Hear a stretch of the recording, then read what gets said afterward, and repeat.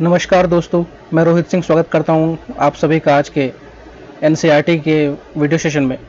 दोस्तों, हमने पिछले लेक्चर में एनसीईआरटी क्लासिक्स के 5 चैप्टर पढ़ लिए हैं। आज हम 6वां चैप्टर पढ़ेंगे, अध्याय 6वां। इसकी हेडिंग है राज्य, राजा और एक प्राचीन गणराज्य। तो आज के चैप्टर में जो बालक है उसका नाम शंकरन है, और शंकरन के दादाजी तैयार हो रहे हैं सुबह सुबह, क्योंकि आज चुनाव का दिन है और वोट डालने वो जा रहे हैं। तो शंकरन के मन में ये सवाल उठा कि आज तो हम जिनको चुनते हैं उसके लिए एक व्यवस्था है कि हम वोट डालते हैं और फिर हम अपने नेता को चुनते हैं, लेकिन पहले क्या जो राजा महाराजा हुआ करते थे, क्या उन्हें भी इस तरह चुना जाता था जनता के द्वारा? ये कुछ इसके मन में सवाल थे और इसी को हेडिंग बनाकर आज हम इस चैप्टर को पढ़ेंगे। तो पहली हेडिंग बोलती कुछ लोग शासक कैसे बने। तो लगभग 50 वर्षों से हम अपने शासकों का चुनाव मतदान के जरिए कर रहे हैं। आप सभी को पता होगा कि 15 अगस्त 1947 को 1947 को देश आज़ाद हो गया और 26 जनवरी 1950 को हमारे देश में संविधान पूरी तरह से लागू हो गया, और उसके बाद से देश में चुनाव होने शुरू हुए और हम लोग अपने जो शासक हैं, नेता हैं, जो पब्लिक रिप्रेजेंटेटिव हैं, उनको चुनते हैं और चुनने के लिए हम वोट देते हैं उन्हें, और जो भी व्यक्ति अधिक वोट पाता है वो जीतता है चुनाव। तो ये सारी व्यवस्था जो हम देख रहे हैं ये तो लगभग 50-60 वर्षों पुरानी है। लेकिन इसके पहले जो राजा होते थे वो कैसे चुने जाते थे? तो लगभग आज से 3000 साल पहले जो राजा बनने की प्रोसेस है उसमें कुछ चेंजेस दिखे, क्योंकि उसके पहले हमने पिछले चैप्टर में देखा था कि ये जो कबीला है, जो जन है, उसमें एक उनका मुखिया होता था जो उनको लीड करता था। कभी युद्ध करना हो, कभी कोई विशेष काम करना हो तो उनको लीड करता था, तो उसको वो आमतौर पर राजा कह देते थे। लेकिन उनका राजा ऐसा नहीं था कि राजा का बेटा ही राजा बनेगा, और उस टाइम के राजा के पास कोई परमानेंट आर्मी नहीं थी, कोई परमानेंट टैक्स सिस्टम नहीं था कि वो टैक्स कलेक्ट करेगा और अपने लोगों को और अपने राज्य को संभालेगा। वो तो काम पड़ने पे एक व्यक्ति लीडर बन के आता था और लीड करता था। लेकिन आज से लगभग 3000 साल पहले कुछ परिवर्तन देखने को मिले, और इस परिवर्तन में ये था कि ये जो छोटे छोटे कबीले थे जिनका एक मुखिया होता था, उसके अंदर ये भावना होती थी कि क्यों ना मैं और बड़े कबीले का और बड़े जन का मुखिया बनूं, और उसके लिए वो लोग यज्ञ करवाना शुरू करती है। तो एक यज्ञ का इसमें उल्लेख आ रहा है, इसका नाम है अश्वमेध यज्ञ। अश्वमेध यज्ञ जो भी राजा करवाता था, ये माना जाता था कि वो बहुत बड़ा राजा है, और इस यज्ञ को अगर वो सफलतापूर्वक पूरा कर लेता था तो आसपास इतने राजा रहते थे वो उसके अधीन या उसके इंफीरियर या उसके गुलाम हो जाते थे, और उसका एरिया बहुत बड़ा बन जाता था। तो अश्वमेध यज्ञ में जो, जैसा कि इसका नाम बता रहा है, अश्व का मेन इसमें रोल है। अश्व मतलब घोड़े का रोल है। तो इस यज्ञ में एक घोड़ा चुना जाता था, उस घोड़े को सजाया जाता था, उस घोड़े के ऊपर अच्छे अच्छे कालीन या कपड़े बिछाए जाते थे उसके ऊपर, और उसमें लिखवाया जाता था ये घोड़ा फलाने राजा का है। अगर कोई इस घोड़े को रोकता है तो वो उसे इस राजा से युद्ध करना पड़ेगा, और अगर आप इसको नहीं रोकते हैं तो हम ये मानेंगे कि आप हमारे राजा का सम्मान करते हैं, हमारे राजा की इज्जत करते हैं। ये बहुत सारी कुछ लाइनिंग लिखी होती थी उस घोड़े के ऊपर, जो कपड़ा होता था उसमें, और उस घोड़े के पीछे 3-4 जो सैनिक होते थे वो साथ साथ चला करते थे। तो ये घोड़ा पूरे इलाके में घूमता था, और जिस जिस इलाके से गुजरा, अगर वहां के राजा ने इस घोड़े को रोका नहीं, पकड़ा नहीं, तो ये माना जाता था कि वो राजा इस घोड़े के राजा से दब रहा है, कमतर है, और अपनी अधीनता स्वीकार करता है। लेकिन अगर उसने घोड़े को रोक लिया, घोड़े को पकड़ के बांध दिया, तो फिर उसे इस राजा से युद्ध करना पड़ता था। तो एक तरह से अश्वमेध यज्ञ करने वाला राजा, जो भी व्यक्ति ये डिक्लेयर करता था कि मैं अश्वमेध यज्ञ करूंगा, ये अपने आप में बहुत बड़ी बात हो जाती थी कि कोई एक ऐसा राजा है किसी कबीले का, किसी जन का, जो अश्वमेध यज्ञ कर रहा है, और अगर उसका यज्ञ सफल हो जाता है और सारे लोग उसके घोड़े को पास होने देते हैं अपने अपने इलाके से, तो फिर वो बहुत बड़ा राजा बन जाता था। तो ऐसा ही अश्वमेध यज्ञ का आयोजन आप लोगों ने रामायण देखी हो तो भगवान राम ने भी किया था।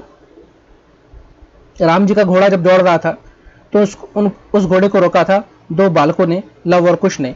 बाद में 2 बालक को राजा राम के दरबार में लाया जाता है, और फिर वो अपनी कथा सुनाते हो, फिर राजा राम को मालूम चलता है कि ये तो हमारे ही बच्चे हैं।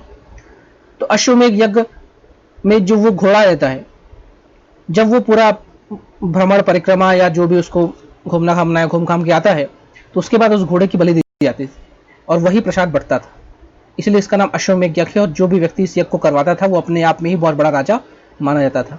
और ये यज्ञ काफ़ी दिनों तक चलता था, और इस यज्ञ को कराने के लिए हमें पंडित चाहिए, प्रीस्ट चाहिए, पुरोहित चाहिए, और ये सब जो पुरोहित प्रीस्ट हैं उनको राजा अपॉइंट करता था कि आप ये यज्ञ करवाइए, और इस बदले में राजा उनको बहुत सारे पैसा, सोना चांदी जो भी है वो उनको देता था।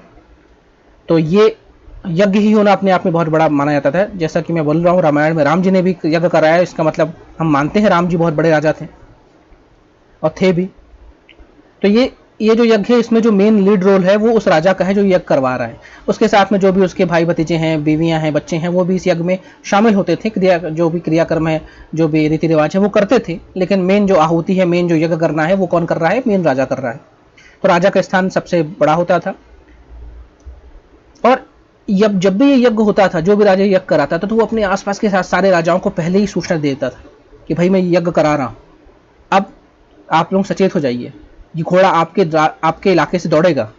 तो सबको पहले से पता होता था। एक तरह से बहुत बड़ा एक आयोजन हो जाता है, बहुत बड़ा एक अपीयरेंस होता था कि भाई अश्वमेध यज्ञ हो रहा है। और बहुत सारे राजाओं को बुलाया भी जाता था कि आप आइए, यज्ञ करवा रहे हैं हम, आप आइए, आपका स्वागत है। इन्विटेशन मिलता था, बहुत सारे राजा आते थे।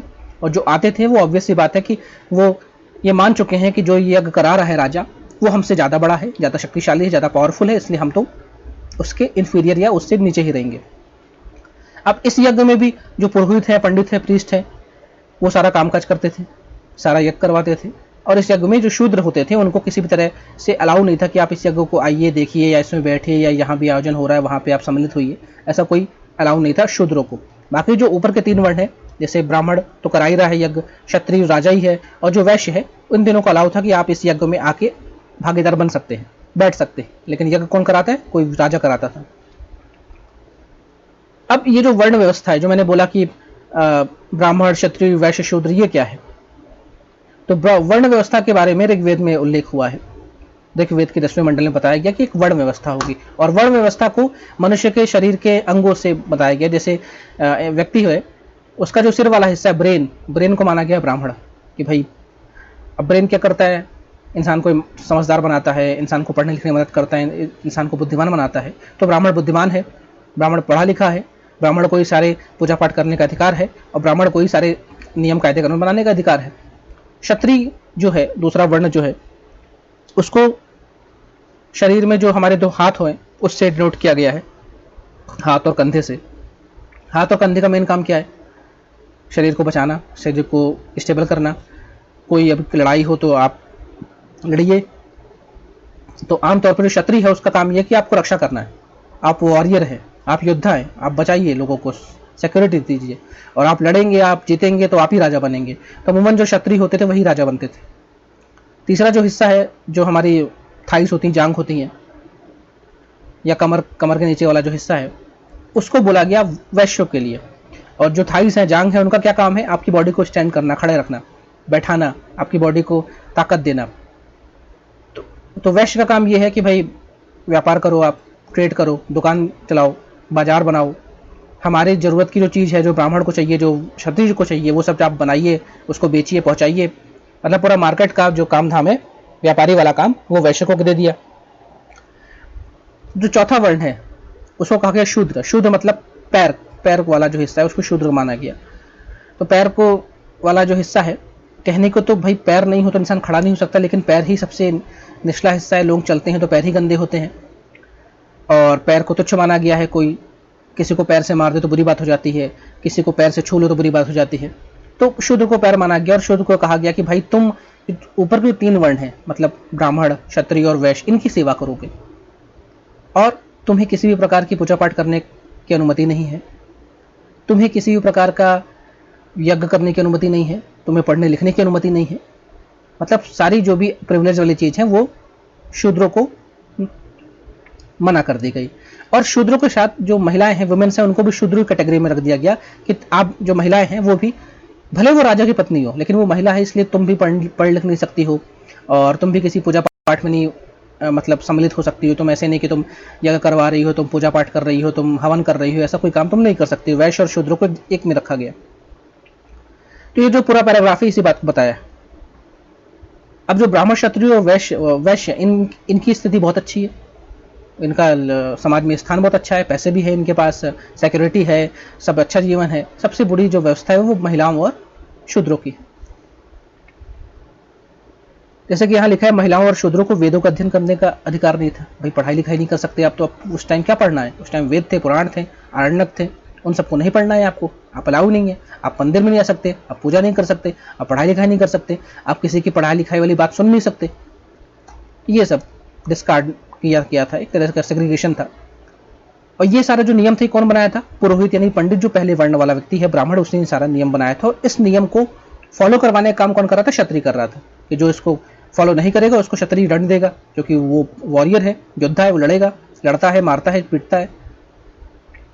अब ये जो वर्ण व्यवस्था है जिसका वर्णन ऋग्वेद में किया गया 10वें मंडल पे, उसमें कहा गया कि व्यक्ति का जन्म से ही, बच्चे का पैदा होते ही से ही वर्ण फिक्स हो जाता है।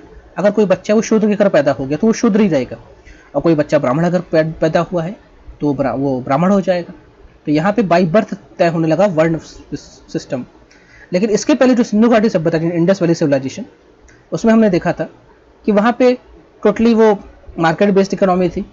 अगर कोई व्यापारी का बच्चा पढ़ना लिखना चाहता है तो पढ़ाई लिखाई करे, मतलब व्यापारी जो कोई वैश्य है उसका बेटा पढ़ लिख कर पंडित बन जाए, ब्राह्मण बन जाए। कोई ब्राह्मण का बेटा चाहे तो उसे युद्ध करना है, उसको लड़ाई करना अच्छा लगता है, तो वो क्षत्रिय बन जाए। तो वहाँ पे आपके काम से आपका वर्ण डिफाइन हो रहा था। लेकिन यहाँ पे क्या हो रहा है? ब्राह्मण का बेटा ब्राह्मण, क्षत्रिय का बेटा क्षत्रिय, शूद्र का बेटा शूद्र, ये फिक्स कर दिया। मतलब यहाँ पे निर्धारण जो है जन्म के आधार पे हो रहा है।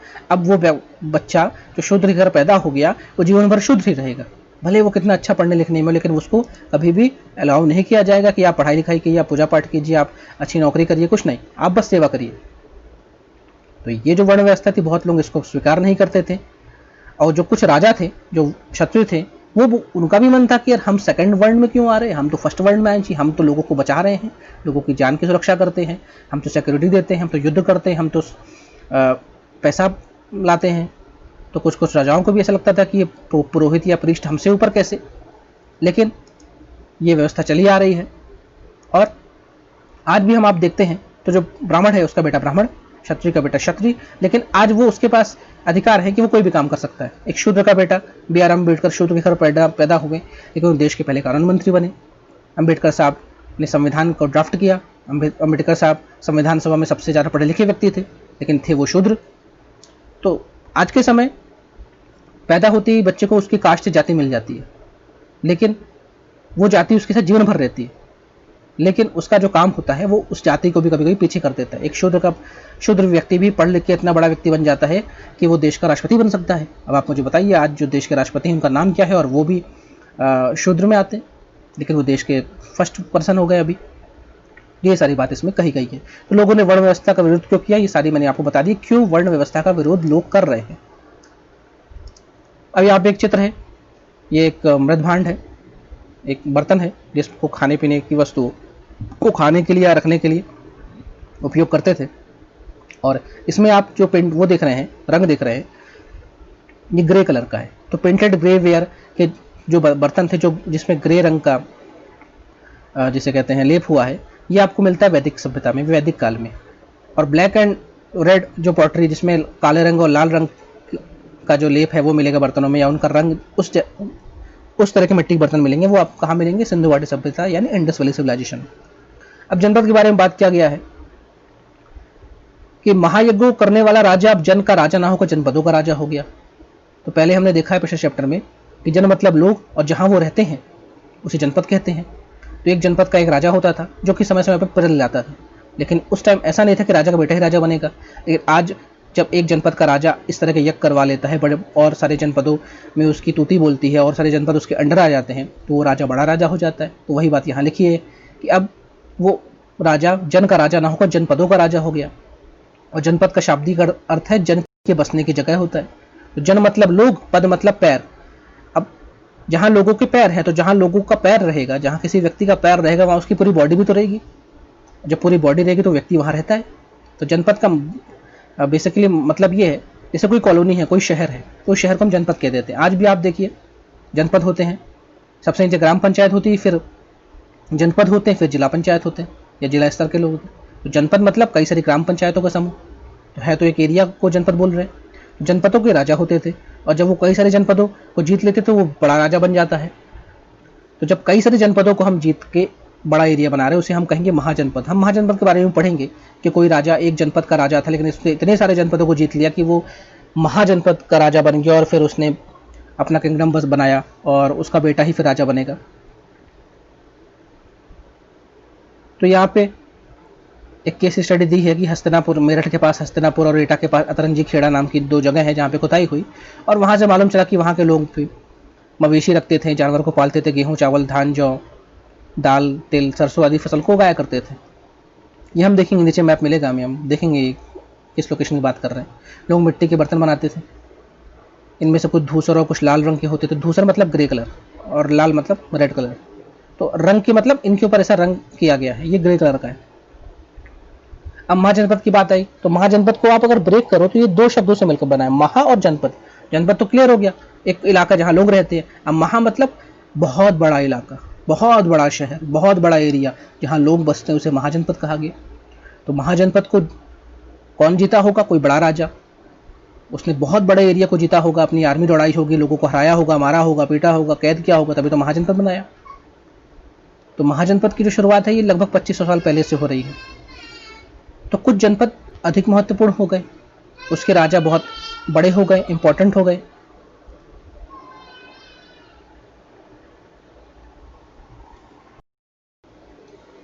तो ऐसे ही कुछ महाजनपदों के बारे में ये मैप दिया हुआ है। अब आप इस मैप को देखिए, ये गांधार महाजनपद है। गांधार आज आप देखेंगे तो ये इसका जो इलाका है ये बहुत बड़ा हिस्सा पाकिस्तान के पास चला गया। कुरु महाजनपद, हस्तिनापुर महाजनपद, कोसल महाजनपद, वैशाली महाजनपद, वज्जी महाजनपद, ये सब महाजनपद है। मतलब यहाँ पर बहुत बड़ा एरिया है, इसका एक राजा था और वो बहुत बड़े एरिया में राज कर रहा था, टैक्स व्यवस्था थी, टैक्स ले रहा था, फोर्टिफिकेशन किया था, बहुत बड़ी आर्मी रखा था। ये सब महाजनपद थे। कुल 16 महाजनपद बने हैं। मतलब थे तो बहुत सारे राजा, लेकिन एक राजा जो बहुत बड़ा बना उसने छोटे राजा को हरा दिया और उसको अपने अंदर ले लिया। अब इन महाजनपद में भी सबसे आखिरी तक जो महाजनपद बचा रहा, मतलब सबसे बड़ा महाजनपद जिसका राजा बहुत स्ट्रांग था, बहुत पावरफुल था, उसने सारे महाजनपदों को एक एक करके हरा दिया, वो महाजनपद मगध महाजनपद उसको कहते हैं। तो हम मगध महाजनपद के चल रहे हैं। और आप इसमें देखो, ये जो नीचे वाला हिस्सा है सदर्न इंडिया, साउथ इंडिया,